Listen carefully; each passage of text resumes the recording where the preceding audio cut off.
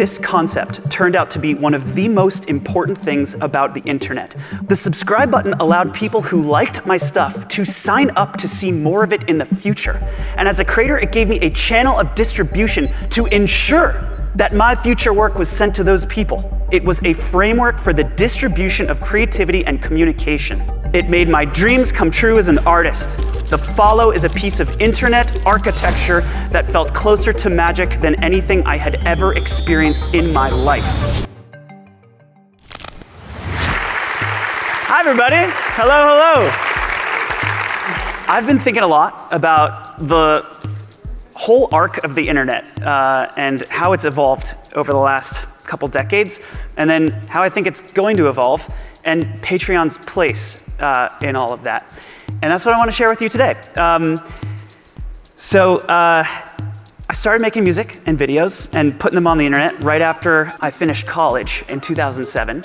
I made a ton of movies in school. I also made animations as a kid, so making stuff wasn't particularly new to me, but I had just spent, at the time when I finished college, 6 months and thousands of hours on a new record called Nightmares and Daydreams. I was living at my dad's house at the time, working out of my old childhood bedroom, and I was trying to figure out how to reach people with this new record that I had worked so hard on. Like, even the cover, that guy on the cover is an actual clay guy that I made out of Sculpey, and then I did a photo shoot with him, and I got a great shot, but then I had to use the lasso tool in Photoshop to cut him out, and this was before the magnetic lasso tool, so I had to do that shit by hand, and that took way too long, but none of that mattered because by sheer luck, I happened to finish school right when this budding technology called the internet was going through a massive shift. It was just starting to move from what people called Web 1 to Web 2.0. Web 1 was essentially a read-only version of the internet. In retrospect, people call this 90s version of the web the static web. It was like AOL, where you could browse web pages and read the news, but there was no easy way for people to upload and share. And then in the early 2000s, a slew of new companies like YouTube and Facebook and Twitter came onto the scene, and YouTube's motto was broadcast yourself. The whole idea of Web 2 was that for the first time as a creative person, you could easily participate on the internet. You could post and tweet and upload instead of just being a passenger. And I thought that was fucking awesome. Honestly, I still think it's fucking awesome. It's so easy to forget how magical this is, how special this is. But this moment in history marked a shift for humanity, and for artists and creators especially. Because for the first time on the internet, you could do more than just consume. You could create. You could reach other people. And it was in that moment, right here in 2007, when I happened to graduate college and finish my record, Nightmares and Daydreams, and I was trying to reach people with it. And at the time, my best bet was DMing bands on MySpace and asking if I could open for them at local bars up and down the West Coast. I sent cold outreach to music venues to get booked, and then I got in my car because I couldn't afford to rent a van, and I drove up and down the West Coast of the United States, and I played the dankest local bars, and I sang my guts out, and I sweated, and I sang, and I sweated, and I sang, and I ate tacos out of the back of my car while my friends were all getting promoted in high-paying jobs as investment bankers, and I did that for years, tour after tour. And I'm using the word tour lightly here, like there weren't people at my shows. Like nobody came. I had no fans. On a good night, there were a couple stragglers who wandered in off the street, but I was playing empty bars. It was so hard to reach people. So you can imagine how excited I was when a friend sent me a video of a guy named David Choi singing with a guitar in front of his webcam on a new website called YouTube. 3 little birds sat on my window. And this video had like 300,000 views or something like that. I couldn't believe it. David was reaching people. This phase of the internet had the potential to solve a fundamental problem for me as an artist. I felt like I had to jump in, and I did. I immediately started uploading videos to YouTube. Back then, no one else was showing the at-home recording process, so I just filmed myself playing instruments, and then I layered them in the video with split screens so people could see all the musical elements coming together to form a song. And it's funny because in 2024, this idea seems totally obvious, but nobody was doing that back then. It wasn't a fancy recording studio with millions of dollars equipment. It was a bedroom with an M-Box audio interface and a cheap version of a laptop recording software called Pro Tools LE, and an old Sony Handycam that I lugged around with me everywhere that shot on high 8 tapes, and a bed comforter hung on the wall to dampen the sound, and broken cymbals that a fan sent me in the mail for free. But I was making real music. I was screaming my fucking guts out and playing accordion and doing collabs with friends, and it started working. People started watching my videos and listening to my music. I was reaching people. My videos started getting thousands of views. It wasn't millions of people at first, but it was so much better than playing empty bars. So I kept doing it. And by 2009, I had made 43 YouTube videos of my songs, and I was feeling amazing because for the first time in my life, I was actually reaching people with my work. But the real beauty of this new website called YouTube, the most amazing thing about it was that it had a subscribe button. I only realized how truly special this idea was in retrospect. But in my opinion, this concept turned out to be one of the most important things about this new era of the internet, what people called Web 2.0. The subscribe button was foundational. It changed YouTube from being a tool to reach people to being a way to reach them and then build a following around my work. The subscribe button allowed people who liked my stuff to sign up to see more of it in the future. And as a creator, it gave me a channel of distribution to ensure that my future work was sent to those people. So it turned out that Web 2 solved more than just reach, more than just discovery. It represented the birth of the follower. The follow is not some handy feature of a social network. The follow is foundational architecture for human creativity and organization. The idea of a creator, an artist, or a community of fans around them who want to see their future work, this concept, the follow, it's profound. Whether it's the following that I was building as a musician or a podcasting duo who talks about what it's like to be single moms in a community of single mothers who finally feel seen and understood, or a science education creator and students who didn't previously have access to high quality education, the follow was a system of organization for the entire internet. It was a framework for the distribution of creativity and communication. Not just reach, but a step past it. Ongoing communication, connection, a sustained relationship, community. And I learned just how magical the concept of following could be when I did my first collab with my girlfriend, Natalie. We put up a video on my YouTube channel in 2008. That was a song we created together, and it was different than my music. It was way less screamy and insane, but it was more active and fleshed out than her music. So we decided to create a new separate channel for our collabs, and we called this new YouTube channel Pomplamoose. Well, the first Pomplamoose video was actually posted on my channel, and I had about 7,000 subscribers at the time, and my subscribers loved this new video. And at the end of it, we posted a little link to the new Pomplamoose channel to tell people about it, and almost instantly, the new Pomplamoose channel got 3,000 subscribers. That's what a following is. People see your new shit. Literally, they follow you wherever you go on the internet. So Natalie and I started making more videos, and within a year, we got 18,000 subscribers, and then in one video, we announced that we were playing a show, and we showed up to the show in San Francisco, and there were 40 people there, and oh my God, guys, I cannot tell you what it's like to have 40 people at your show after years of playing empty bars.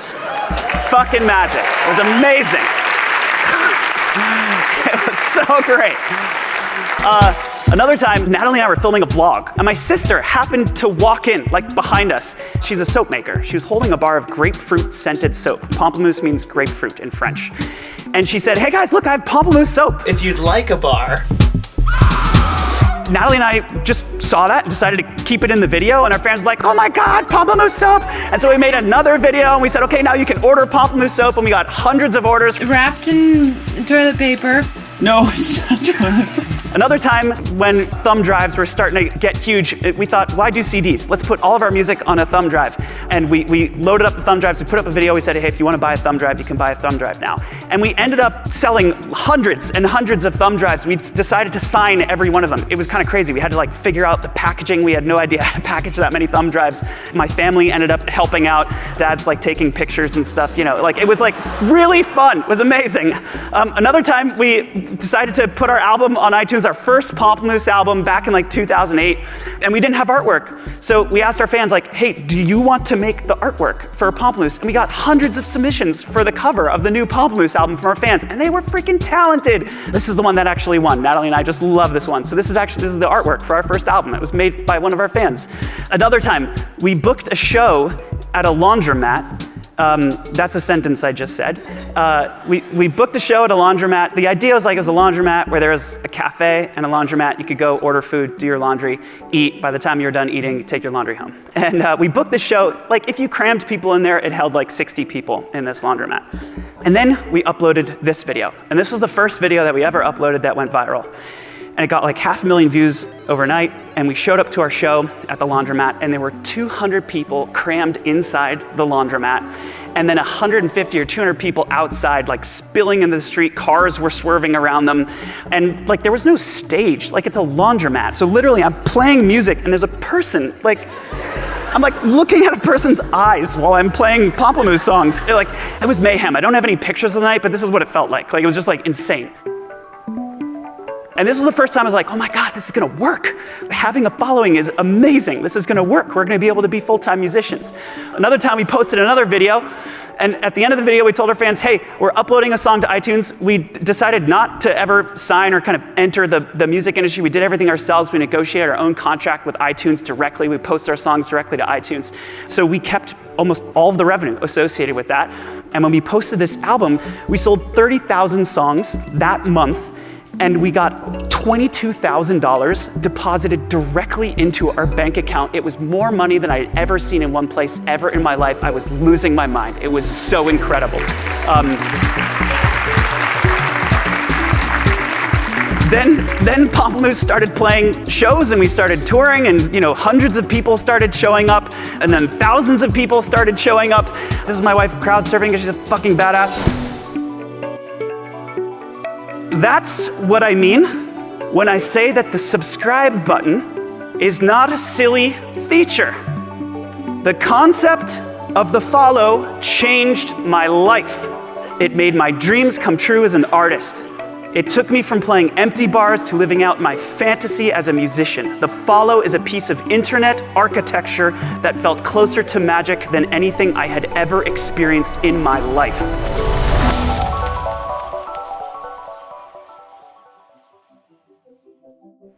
And right around the moment that Pomplamoose was starting to work, right through all of this, there was this genius named Kevin Kelly. He wrote an essay called 1,000 True Fans. And his premise was simple. It was that in the age of the internet, you don't need millions of fans to be successful. If you can just find 1,000 people who are willing to buy $100 of stuff from you per year, that's $100,000 per year, which is a pretty freaking great business as a creative person. You just need 1,000 true fans who really connect with you and believe in you. And this is different than just reaching people. It's even deeper than followers. This is super fans, true fans, real fans, call it whatever you want. The idea is that there's this group of people that is your core. If reach means people see it, and follower means people want to see more, then true fans are the people who go to the shows and buy the merch and download the record and pay for the course and get the live stream tickets and all the things. And this idea really resonated with me. We had fans showing up to Pomplamoose shows with tattoos of the band, custom t-shirts, posters, drawings, artwork, icing of my face on a cookie. I ate my face. We had a fan who made an oil painting of me screaming my fucking guts out.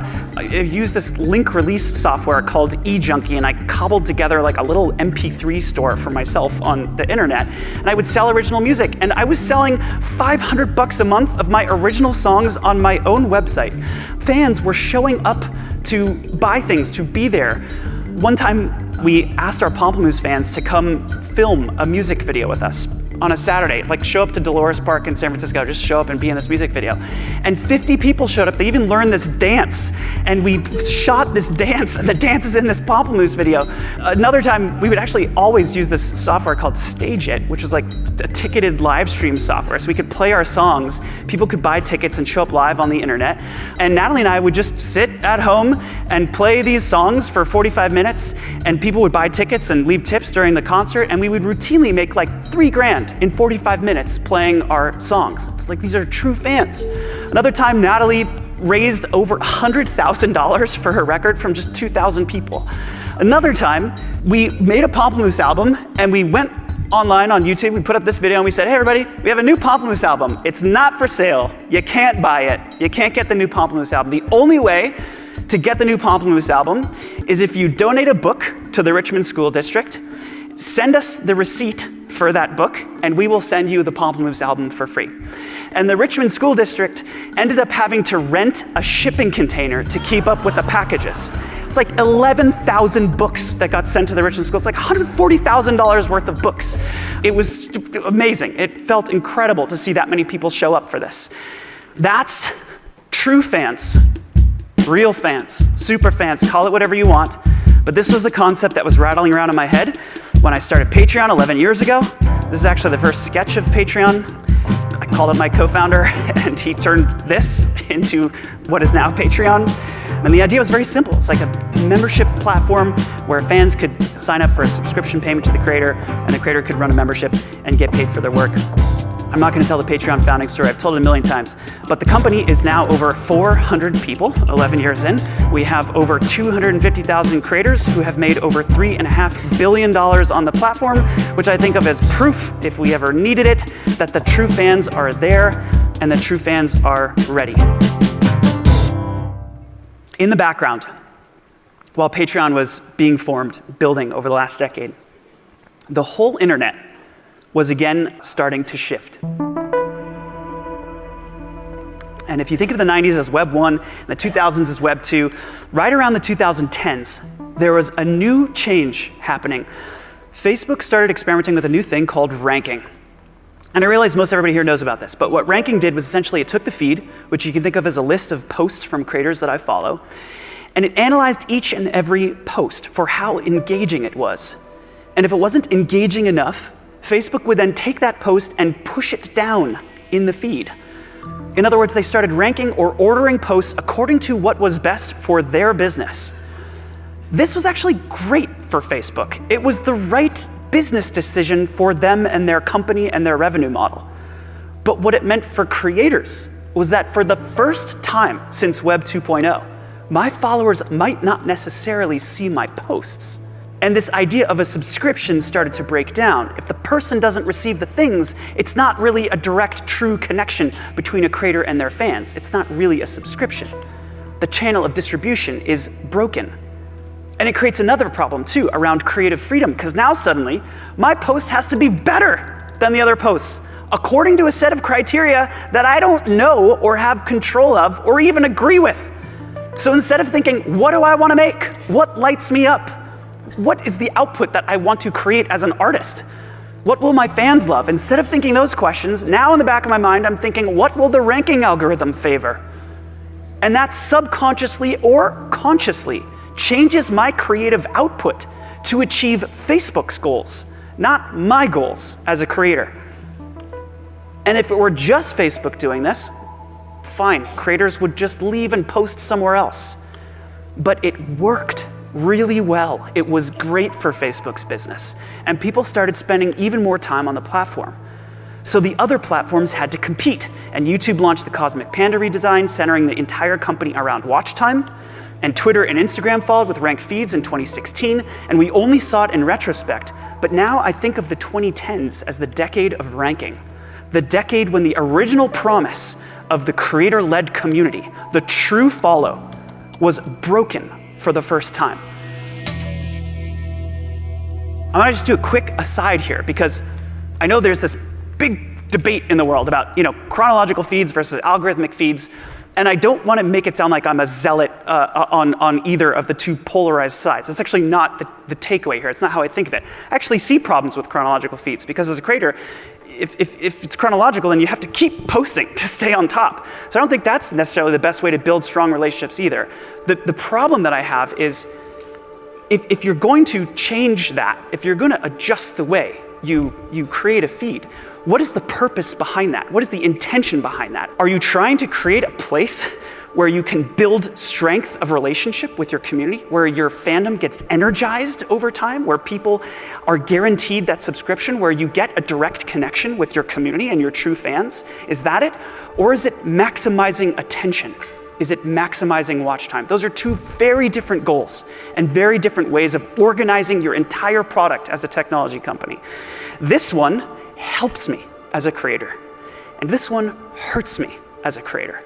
it hurts my community, it hurts my business, it hurts my creative output. I wish that it stopped there, but around the turn of the decade, a new company came onto the scene called TikTok. And TikTok had a much deeper impact in the ecosystem I think anyone foresaw at the time. It wasn't just short form vertical first video. That wasn't it. That's a red herring, I think. It was much more fundamental than that. TikTok said, we want to make the most engaging feed possible. This whole idea of a list of your subscriptions, forget about that. In fact, forget about the whole concept of subscriptions. TikTok started from the ground up with something totally different called For You, where each of these posts are chosen for me by TikTok instead of me choosing what's in my feed. And this completely abandoned the concept of the follow, but it worked. TikTok hit 1 billion users by 2021, and traffic on the internet started flowing away from the legacy social companies and toward TikTok. So just like with Facebook and ranking, the other platforms had to compete. YouTube launched Shorts, Instagram launched Reels, and Twitter launched a For You feed as well. And within a couple of years, this whole system of organization for the internet, the creator-led community, started to fade into the past. I have really felt this personally as a creator in the last 4 years especially. My fans don't see as much of my stuff anymore. It's harder to sell tickets to a show. It's harder to reach people with my new work. It's harder to build community. It's harder to build a business. It's harder to energize my fans. What's happening here is we are in the middle of another shift. And this is a big one. If the 90s was Web 1, and the 2000s was Web 2, and the 2010s was ranking, I'm worried that the 2020s could become the death of the follower.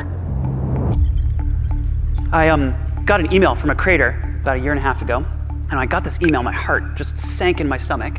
Hey Jack, I'm writing this letter to you hat in hand. Due to changes at Facebook, overnight the traffic to my links and my pages dropped by 80%. As such, it looks like I'll have to sell my home. I'm dusting off my resume and looking for jobs in social media management. I'm seeing more and more of things like this. And it's not just happening to creators, it's happening to anyone who posts stuff on the internet. It's happening to media companies, Vice and BuzzFeed and Rooster Teeth's announcements. This is a really hard change to navigate for anyone who's posting stuff online and trying to build community and business. For the creators in the room, I think it's really important to remember that and to understand that.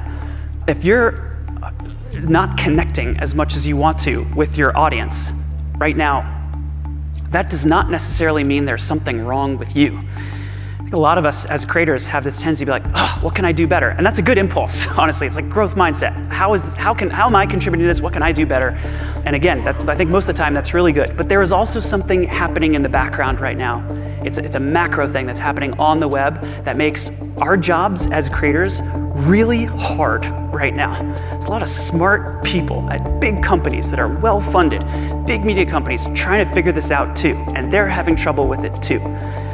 So as creators, just know that. It doesn't necessarily mean there's something wrong with you here. I believe that this problem is the single most important problem that faces creative people today. The weakening of creator-led communities, of our distribution channels to our fans. This is the hardest, most challenging, and most painful issue threatening the present and the future of creativity on the internet. I don't think that this is gonna happen. I think the follow is too important to die. I think it's too valuable to ignore. I think it's too useful and awesome for creative people, for publishers, for media companies. And I think the next wave of internet and media technology companies are going to surge on this problem and try to solve it. And it's actually already started. And the incumbent social platforms, they're not gonna be able to fight it because their revenue relies on maximizing attention. To drive their businesses, they're being forced up towards discovery, towards reach, personalization, algorithmic curation. These are the levers that drive attention, and therefore they drive their strategies. That's why there's a hole already opening up, and why we're starting to see a whole new set of companies emerge that look fundamentally different from the legacy social landscape. Discord and Kajabi and Fourth Wall and Gumroad, Moment, which Patreon acquired last year, the courses platforms, events companies. Some people are calling this subset of companies the creator economy. I don't even think of it like that. It's a fundamental shift in approach. And the hallmark strategy of the drivers of these businesses is the focus on deeper connections as opposed to just more connections. The true fan, the real fan, call it whatever you want. It's the 5% of fans that drive 90% of the community and business. This is a direct to fan business. This is an ads business. This is about depth of connection. This is about maximizing attention. This is about deeper fans. This is about more fans. And what binds this new wave of emerging companies is that their strategic focus is down here. The next decade of creative and media technology companies will focus on building direct-to-fan connections and community strength. As creators, we'll still need the social platforms. We'll still need those companies up here for discovery, for reach. We need that. But those companies will be one component of the many tools that we have as creative people to help us run our communities and businesses. That's where the world is going, I'm sure of it. And personally, right now, I feel a sense of responsibility through this. I remember what it feels like to be a creator on the outside of these platforms, watching the internet move in a direction that I don't agree with, and that I don't like, and that I don't think is good for my community or my business. I remember what that feels like. I remember feeling anxiety. I remember feeling fear. I remember being scared of where that was going and what it meant for me. And now, through whatever crazy life path I have been on as an artist, I'm now finding myself as a CEO of one of these fucking tech companies, and I feel this sense of I want to help build the type of internet that I want as a creator. That's what I want to do. So I really don't want this talk to feel like a Patreon ad. Actually, I really hope it doesn't. But I do want to give you a sense of how I'm thinking about this problem, given this seat that I'm in, and how Patreon is now thinking about this problem, and what we think our place is in it, and what we want to do about it. And the headline is this. It's been 20 or 30 years. And the current version of how art and community exists on the internet today, I don't think is the right version. How community and art exists on the web. I don't think it's the right way. And I want Patreon to contribute to building a better version of how art and community could exist on the internet. We've oriented the whole company around this problem. We started as a membership platform 11 years ago, subscription payments. But we have built a lot, especially in the last 3 years, in an effort to take a more holistic approach to solving this. We built video, community, podcasting, better posting, a new media player, commerce, free membership, which is essentially like a follow gated on an email, and live. And while this might look like a lot, it's actually just 3 things: media, community, and business. And we're now thinking of Patreon no longer as a membership platform, but as this whole thing. The media, community, and business foundation for the next decade of professional creativity on the internet, organized around the concept of the true follow in an effort to build a better way that art can exist on the web. That's the theory. That's what the company is setting out to solve now. In practice, what that looks like is a new set of products and tools that we built into Patreon. This is our first foray into community. Essentially, this allows fans to connect with each other and build energized fandoms, and creators to hop in there and talk with fans, and it's a place for true fandom. Why do we build this? What's the strategy and the idea behind this? Here's why. As a creator on the internet today, I can get subscribers and I can get views, and if I can send my fans to Instagram or TikTok and they can be there, but what I've noticed is those communities degrade over time. They don't get energized over time, they get de-energized. It gets harder and harder to reach those people. I make a post, I reach 2% of my audience, I reach 1% of my audience. I lose touch with those people, and there's no way for me to find those real fans, those true fans, the small portion of my fans that drive everything for me as a creator. The way we're building this and what I want as a creator is a place where I can send my fans, and that fandom gets energy over time. That fandom gets closer. That fandom gets more vibrant, more connected over time, more enthusiastic over time. That's what I want as a creator. That's the space that I want to have as a creative person. Creators deserve a place like that. That is important. It's important for the future of creativity. Okay, another thing that we built is commerce. Commerce allows creators to sell a digital thing, an episode, a bonus episode, a download, a course, anything that you can sell online. Why did we build commerce? Creators send lots of people to their Patreon, millions of people to their Patreon pages every month. What we found is a lot of those people are true fans. They're like the really intense, interested, excited fans. But not all of those fans are ready to pay with a subscription payment. In fact, a lot of them don't want to pay a subscription payment. And why? Why don't they want to pay with subscription? Well, either they have subscription fatigue, which is a real thing, or they're not in the right financial situation, or they don't want to commit to a payment every month. But they're still true fans. And rather than having those true fans leave the creator, we want to give creators a way to start forming connections with those fans, to build businesses with those fans. And so we built commerce as a way for the true fans that aren't yet ready for a subscription payment, they can now participate in the creator's business and community through this commerce product. And meanwhile, the creator can build an awesome business along the way too. The logic is very similar for free membership. Why do we build free membership? What is free membership, by the way? Think of this as like a follow gated on your email. So it's kind of like an email capture. It allows a fan to follow your page without paying in exchange for giving them your email. And it's the same logic as commerce. Creators are sending their true fans millions every month to their Patreon pages. And we wanted to give creators a way to reach that portion of their fans that they go to the shows, they have the merch, they have the hat, they're true fans, but for whatever reason, they don't want to buy one of the things you have digitally and they don't want to pay a subscription. And this allows creators to continue forming relationships with those fans. And what's super exciting about this is we have found that about 40 to 50% of these fans actually say that they intend to pay the creator in the next few months. They have high intention to be a part of the creator's community and business. And this gives creators a way to start building community with those folks.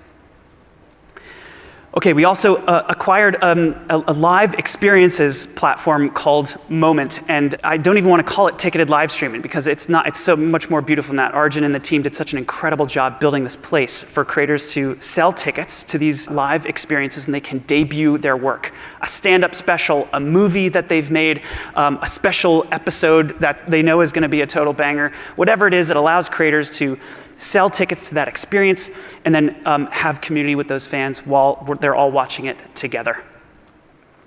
All that to say, the way we're thinking about this next phase is that we're not just a membership company anymore. We're a true fan company. We're a creator company. We're building a better way for art and community to exist on the internet.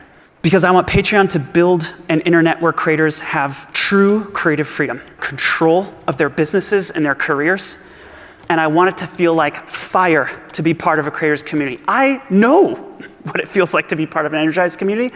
I remember it. And I have that same conviction now that I did back in 2013 when I started Patreon. I know that it is possible to build an internet where fandoms thrive and where professional creativity is possible for anyone. I believe this in my bones. It is not a choice, it's not optimism, it's just deep down what I actually know to be available to humanity if that is the path that we choose. That's what Patreon is doing. It's how we're thinking about this future and Patreon's place in it. But for the creators in the audience, creators don't have to wait. Over the last decade, I've talked to thousands of creative people. I've had my own creative projects. I've learned a lot, and I want to share just a few thoughts about navigating the shifts in the internet and how we can all prepare ourselves and our communities for those shifts. We don't even need to wait for any of the tech platforms to catch up. The first, invest in those true fans. Invest in the depth of connection, not just new. It's not all about new views, new subscribers, watch time up and to the right. It's about depth. It's about quality of interaction. It's about finding that small portion of your fans that are your engine, that are your core, and then figuring out how to reach them. By the way, sometimes when I talk about this, creators think, well, does that mean like DMs? Like, should I be talking to individual fans? No, not necessarily. That's not actually what I mean. I mean, finding those people and building real connections with them in whatever capacity you have. And My team will probably kill me for saying this, but it's not even using Patreon. There's like a bunch of ways that you can do this, right? Like you can do it via email lists. You can get a Discord. You could get a Patreon if you want. I'm a little biased, but I think you could. You could find some other place where you can build that community with your true fans. The point is find those people and invest in that community. That is the engine that will drive your business, slingshot your business through these shifts in the internet. Okay. The second thing, make beautiful things. There is so much tension, especially right now, to make for the algorithm. And I've seen the diagrams, I've seen the charts, I've even drawn them in my Instagram. Make for the algorithm, make for yourself, and then you make the things that help you build a business, and you sort of do this Venn diagram, the little center part, and that's the sweet spot. I've seen all that, and I get that. But the gravity, everywhere we look as creators today, the gravity is just pushing us. It's just pushing us toward making for other reasons than why we set out to make things in the first place. It's so important to remember to make beautiful things, to make things that light you up, and to make things that you care about. There's a wonderful metaphor that I love. It's a business metaphor, but it makes sense for creators too, I think. It's a metaphor of the business of the hot dog stand under the Eiffel Tower or the local restaurant. And the hot dog stand under the Eiffel Tower gets thousands of new customers coming through their hot dog stand every day, right? Because there's tourists just coming through. And they know they're gonna get lots and lots of new customers. None of those people come back, but it doesn't matter because they're just always getting new customers every day because of the Eiffel Tower. And they just make hot dogs and sell them. And some portion of those customers buy their hot dogs. Actually, don't even have to be very good hot dogs, right? They just sell hot dogs. They know they're gonna keep making money. And that business works, it works. It's an okay business. There's another business, which is the local restaurant business, where the people there just focus on making great food and having great service. And they actually are not in a place that gets a lot of foot traffic, so they don't get lots of new customers. But everybody in a 5-mile radius eats there twice a month. And they just get lots of repeat customers because they've built trust and they've built depth of connection with those people, and people know that restaurant and love it, know they're gonna have a great time when they're there. That is a great business. You don't have to get lots of new and billions and acquisition, and that's not the only type of business you can build as a creator. There's this wonderful group of creators, oh my God, I've fallen in love with them. Anybody heard of the YouTube New Wave? It's this group of creators, they make these wonderful 30, 45-minute long form films, mini documentaries about their lives and their struggles coming into the world and quitting college, and they're beautiful. It's incredible. They're patient, they're slow, the films are long, but oh my God, the depth of the message in these films is incredible, and they're building such a strong community around their work. People just love what they have to say and can't wait to see the next one. That's a real business. That's a real community. It's different than what we're incentivized to do everywhere on the internet, but that works. Okay, know what you want. The hardest lesson I have learned as a creative person and as an operator and CEO is to know and trust what I want and to be true to that over time. That's easier said than done. Don't let somebody else tell you what you want, because then you'll end up with what they want instead of what you want. I think a good example of that is as creators, we open up our dashboards and we see these metrics on what success is. This is a dashboard that someone else built for us, and it tells us what we want. And the weird thing is, after a couple of years, we start to believe that. Our minds get reprogrammed and we believe this is what I want. This is success. And we chase that. If you went back in time and you asked Ella Fitzgerald or David Bowie or Prince, what do you want? What's your goal as an artist? What matters to you? Do you think Bowie would have said, my goal as an artist is to maximize the amount of human hours spent consuming my work? I don't know what Bowie wanted. So I'm not gonna pretend to, but I can tell you what I want as an artist. I can tell you what matters to me as a creative person. And what I know will matter to me 10 years ago, now, and 10 years from now. I want to say something that matters to somebody.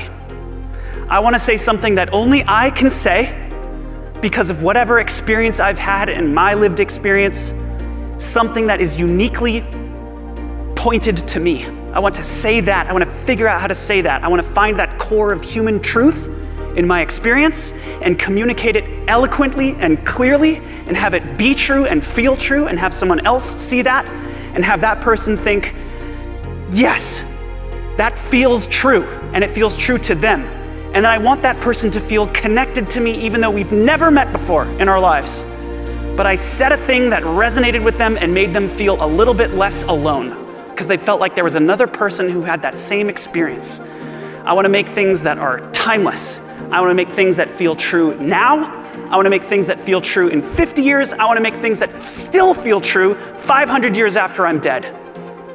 I want to figure out how to use my short years on this planet to find that kind of truth and say it. That's what I want as an artist. And that's a very different goal than watch time. That may not be what you want as an artist, and that's okay. But the point is to know what you want, what matters to you. What are you trying to achieve as a creative person? We have this tendency to look outside for those answers. I do it too. This advice is honestly more for me than it is for anybody else in this room. We want there to be a Yoda. We want there to be a leader or a manager or a voice of authority that can tell us what we want, because it's a scary thing to ask. But that does not exist. What we want comes intrinsically, not extrinsically. It comes from in here. That's where we find it. So as we navigate this next phase of the internet as creative people, as we go through these ups and downs of the web in its ever-evolving state, do not forget what matters to you as an artist. Do not forget what fills you with pride to make. Do not forget your purpose for making things in the first place. Don't forget why you wake up in the morning and devote your time and energy to your craft. Don't forget what gives you a sense of meaning as a creative person. And lastly, don't forget to scream your fucking guts out. Thank you, everybody. Appreciate you being here. Thank you.